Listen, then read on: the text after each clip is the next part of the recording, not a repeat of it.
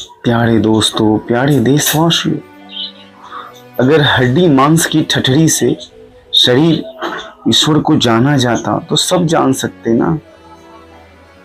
नाश्वर body से शाश्वत को कैसे प्राप्त कर सकते हो? उसके लिए तो प्रेम की दृष्टि चाहिए, समर्पण का भाव चाहिए। जब तक समर्पण और प्रेम ना हो, संपूर्ण सत्य जीवन का नहीं समझ सकते। जीवन का संपूर्ण सत्य वही समझ सकते जो ईश्वर को अपने आप को समर्पण किया हो, परमात्मा ने में मन लगाया हो। ये मन रह ही नहीं जाता।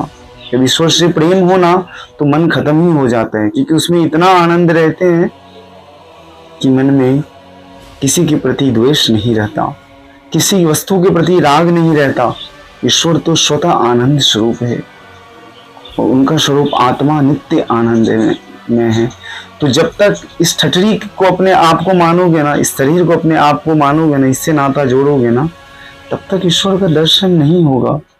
व्यक्ति का संपूर्ण चरित्र इस पे निर्भर करता है कि उसने जीवन में क्या हासिल किया है, उसने क्या ज्ञान प्राप्त किया है।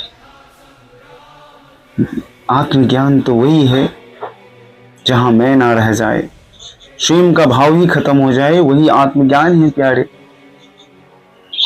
क्योंकि इसके लिए कहता है, जैसी दृष्टि वैसी सृष्टि। जैसा आप अंदर का दृष्टि रहेगा वैसे ही आपको ये संसार दिखेगा। या आपकी दृष्टि में दुख का भाव है तो दुख में संसार दिखेगा, आपकी दृष्टि में ईश्वरीय भाव है तो ईश्वर में आपको संसार दिखेगा।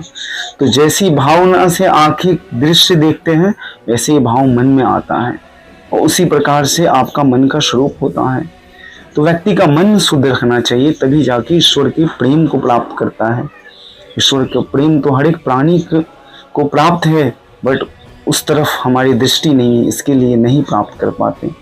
तो जैसी दृष्टि वैसी सृष्टि, ये बात गांठ मान लीजिए। अपने आप को सुधारिए, सारा संसार अच्छा दिखने लगता है। कल्याण वस्तु शांतन भवतु प्यारे। आप सबका कल्याण हो, आप सबका मंगल हो। शुक्रिया, धन्यवाद।